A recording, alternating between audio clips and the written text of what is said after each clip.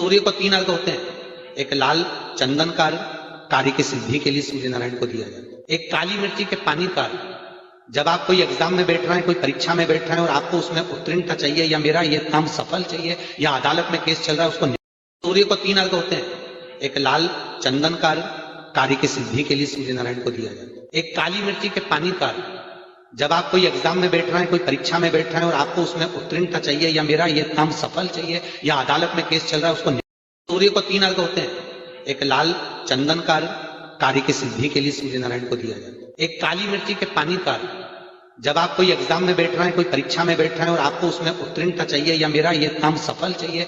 सूर्य नारायण भगवान को स्टील के लोटे से या चांदी के लोटे से या पीतल के लोटे से या प्लास्टिक के लोटे से या कांच के बर्तन से जल चढ़ाने से आयु छिन्न होती है। सूर्य खड़ा होता है। जब हम सूर्य नारायण भगवान को अर्घ देते हैं, जल चढ़ाते हैं, तो वो जल पृथ्वी पर जब गिरता है तो उसके छींटे हमारे शरीर पर लगते हैं। क्या वो ठीक है? क्या वो श्रेष्ठ है?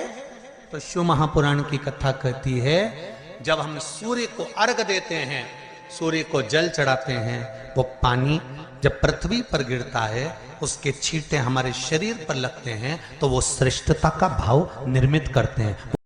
गुड़, चावल, लाल फूल और लाल मिर्ची के 11 दाने पानी के कलश में तांबे के लोटे में लेकर हाथ को ऊंचा कर नेत्र, नासिका, वक्षस्थल के सम्मुख में जो सूर्य नारायण को अर्घ देता है, जल चढ़ाता है, पर जो सूर्य को अर्घ रविवार के दिन दे देता है, अगले रविवार तक पैसे की आवक आना प्रारंभ हो जाती है।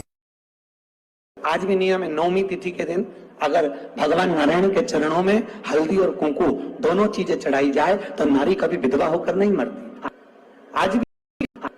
आज भी लिखा है, अखंडता को पाने के लिए भगवान नारायण के सीधे चरण में हल्दी और उल्टे चरण में हरौली चढ़ाई जाती, कुंकू। तो इसका नियम का सातित्वान थी। बीमारी डॉक्टर का पीछे ही नहीं छूट रहा हो तो शिव महापुराण, विष्णु पुराण और स्कंद पुराण में जो पुरुषोत्तम कथाओं का वर्णन किया गया है, एक आटे का दिया, उसमें 4 बत्ती, आटे के दिए में 4 बत्ती रखें, तिल्ली का तेल डाल लें, थोड़ा सा उसमें सरसों का तेल डालें। महाराज, घर के बाहर अर्थात घर के अंदर के बाहर जो चौखट होती, चौखट से थोड़ा सा बाहर, बिल्कुल चौखट पे नहीं बैठना, थोड़ा सा बाहर, नवमी तिथि के दिन शाम के 6 से 6:30 के बीच में 21 बार जो व्यक्ति बीमार रहता है, उसके सिर से नीचे की ओर श्री नरसिंह भगवान का स्मरण कर कर, जिस अधिक मास में जिस तिथि को उतारा कर रहे हो, उस तिथि का नाम लेकर, उस अश्विन अधिक मास का नाम लेकर, जो व्यक्ति का उतारा कर रहे हो उसका नाम और गोत्र लेकर 21 बार जो उतार कर उस दिए को घर के ही चौखट पर रख देता है, उस व्यक्ति की बीमारी छूट जाती है। महाराज, वो रोगीला नहीं रहता। 50 जगह पर जाकर दिखा लें, चाहे कितनी भी आभूषण, मोती, रतन, माणिक बदल बदल कर पहन लें, तो भी उसके शरीर में कष्ट रहेगा ही। अगर अधिक मास के महीने में, अधिक मास में अगर कोई देहली पर बैठता है तो उसके जीवन में कष्ट रहेगा ही ना। और बहुत सुंदर कहा है महाराज, नवमी तिथि अधिक मास की, चाहे शुक्ल पक्ष की नवमी हो, चाहे कृष्ण पक्ष की नवमी हो, जिस व्यक्ति को बहुत ज्यादा बीमारी रहती हो, शरीर में बहुत कष्ट हो, टेबलेट खा खा कर जिंदगी निकल रही हो, बीमारी डॉक्टर का पीछा ही नहीं छूट रहा हो, तो शिव महापुराण, विष्णु पुराण और स्कंद पुराण में जो पुरुषोत्तम कथाओं का वर्णन किया गया है, एक आटे का दिया, उसमें 4 बत्ती, आटे के दिए में 4 बत्ती रखें, तिल्ली का तेल डाल लें, थोड़ा सा उसमें सरसों का तेल डाल लें। महाराज, घर के बाहर अर्थात घर के अंदर के बाहर जो चौखट होती, चौखट से थोड़ा सा बाहर, बिल्कुल चौखट पे नहीं बैठना, थोड़ा सा बाहर, नवमी तिथि के दिन शाम के 6 से 6:30 के बीच में 21 बार जो व्यक्ति बीमार रहता है, उसके सिर से नीचे की ओर श्री नरसिंह भगवान का स्मरण कर कर, जिस अधिक मास में जिस तिथि को उतारा कर रहे हो, उस तिथि का नाम लेकर, जो व्यक्ति का उतारा कर रहे उसका नाम और गोत्र लेकर 21 बार जो उतार कर उस दिए को घर के ही चौखट पर रख देता है, उस व्यक्ति की बीमारी छूट जाती है महाराज। वो रोगीला नहीं रहता, रोग से ग्रस्त नहीं रहता, दवाई गोली इसकी छूटती है।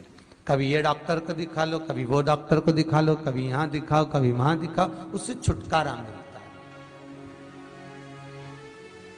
नवमी तिथि चाहे शुक्ल पक्ष की हो चाहे कृष्ण पक्ष की हो, किसी भी नहीं,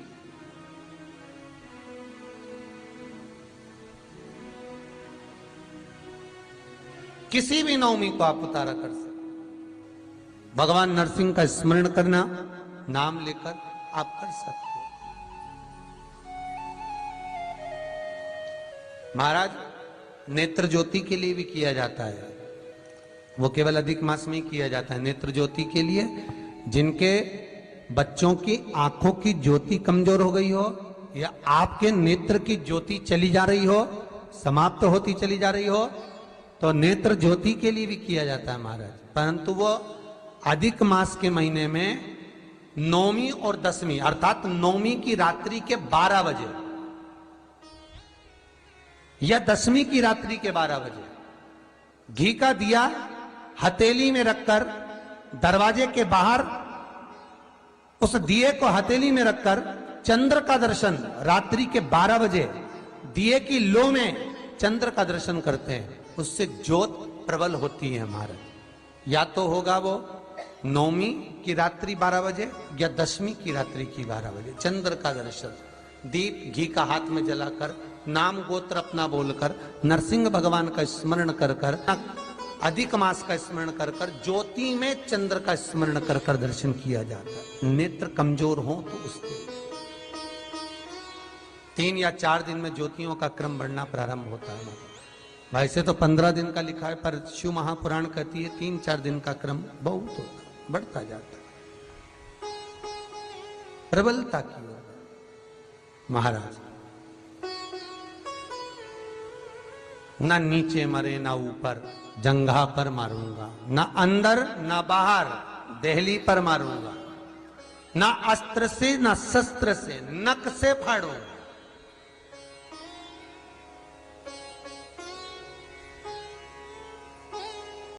क्योंकि ज्येष्ठा का अधिक से सुनना एक प्रश्न हमारे भीतर खड़ा होता है। जब हम सूर्य नारायण भगवान को अर्घ देते हैं, जल चढ़ाते हैं, तो वो जल पृथ्वी पर जब गिरता है तो उसके छींटे हमारे शरीर पर लगते हैं। क्या वो ठीक है? क्या वो श्रेष्ठ है? तो शिव महापुराण की कथा कहती है जब हम सूर्य को अर्घ देते हैं, सूर्य को जल चढ़ाते हैं, वो पानी जब पृथ्वी पर गिरता है उसके छींटे हमारे शरीर पर लगते हैं, तो वो श्रेष्ठता का भाव निर्मित करते हैं, वो गलत नहीं हो सकता। कारण अब वो भी समझ लीजिए।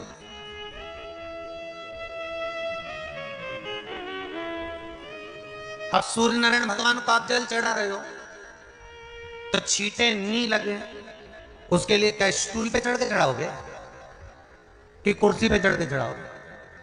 अरे बोलो तो सही। अब कई लोगों के दिमाग में यह बात भरा गई कि हम भगवान को जल चढ़ाते हैं, वो हमारे शरीर में छींटे लगते हैं, जमीन पे से पानी गिरता है, वो हमारे शरीर को छींटे लगते हैं, भगवान को अच्छा नहीं लगता होगा। कौन ने कहा? पहले तो उसको पकड़ के ला।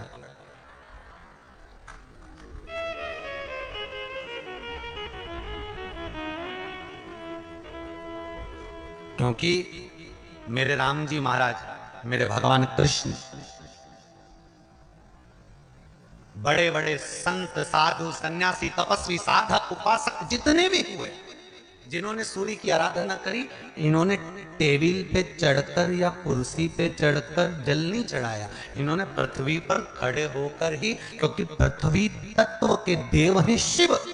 जब हम मृत्यु लोक पर खड़े होकर, पृथ्वी पर खड़े होकर भगवान शंकर का भाग पृथ्वी तत्व को धारण कर कर जल को हाथ में लेकर जब समर्पित करते हैं और जो जल नीचे गिरता है वो शरीर पर अगर लगता है तो हमको उसका आशीर्वाद ही प्राप्त होता है, दोष नहीं लगता। और लोगों ने इसको विपरीत कर दिया कि कौन ने विपरीत करा?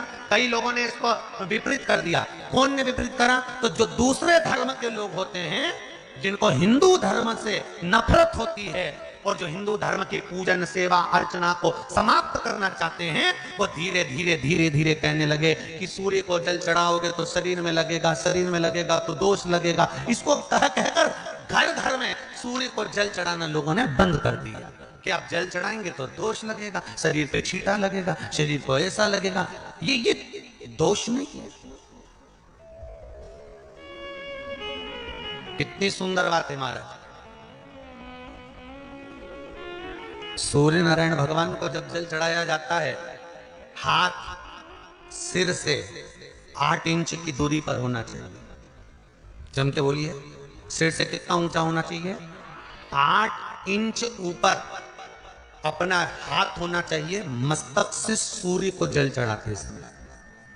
और न चांदी का, न स्टील का, न लोहे का, न प्लास्टिक का, न कांच का, न सोने का कोई बर्तन, न कांसे का, न एल्युमिनियम का,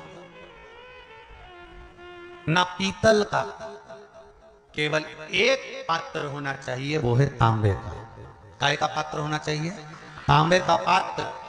और सूर्य नारायण भगवान को जब 8 इंच ऊपर तुम्हारा हस्त है और जब हम सूर्य को जल चढ़ा रहे हैं, कैसे जल चढ़ाना है वो भी समझ लीजिए। अगर कोई कैंसर का मरीज है, जिसके चेस्ट में कैंसर आ गया हो, लेफ्ट में राइट में कहीं पर कैंसर आ गया हो, या कोई गठान आ गई हो, तो महाराज आप जल चढ़ाते समय उस जल की धार को सूर्य भगवान को जब चढ़ा रहे हो तो धार आपकी गठान की ओर जाना चाहिए, जिससे सूर्य की किरण उस जल में से आपके उस स्थान पर पड़े, उस जगह पर पड़े जहां पर गठान है। महाराज आप लगातार जल तो चढ़ाना चालू करो, अच्छे अच्छे डॉक्टर फेल हो जाएंगे और कह देंगे गठन ठीक हो।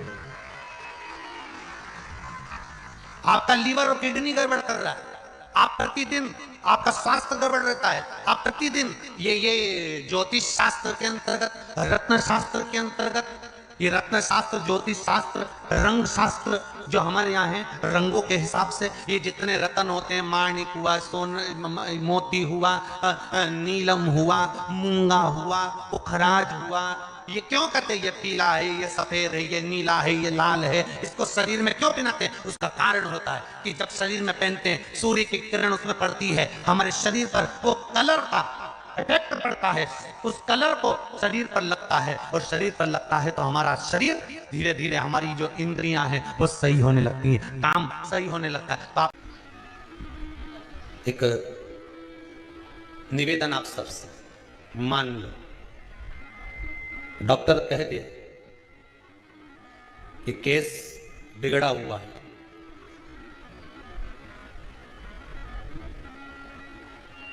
गर्भ में जो बच्चा है वो नाल में उलझा हुआ है। बिगड़ा हुआ कैसे? नहीं संवर रहा, सुधर ही नहीं पा रहा, और लग रहा है कि कुछ ना कुछ उपद्रव होगा। तो फिर कुंदकेश्वर महादेव के नाम से तुरंत एक लोटा में पानी भरो कलश में, और बाबा कुछ मत करो, बस कुंदकेश्वर महादेव के नाम से शिव जी को चढ़ा कर आ जाओ, उसके भरोसे पर छोड़ दो। अब उलझाना की सुलझाना तू जान।